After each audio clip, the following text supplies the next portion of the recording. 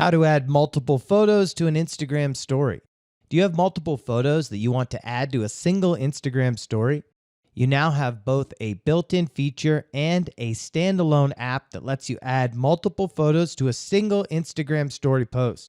Layout is a feature within the Instagram app that helps you organize multiple photos in your Instagram stories. With this option, you can create a grid-like structure or collages and add multiple photos to your story. Open Instagram, tap the plus icon from the bottom. Swipe left from your Instagram feed to open the story screen. Tap the down arrow icon and select Layout. 4 boxes will appear on your screen. You can fill each of these with a photo.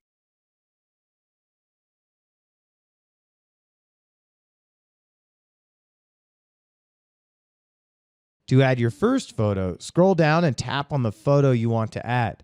To add the second photo, tap the Add icon at the lower left corner of the app. When you've added all your photos, tap the checkmark icon to continue. You can now edit your story as usual. When you are finished editing the story, tap Done.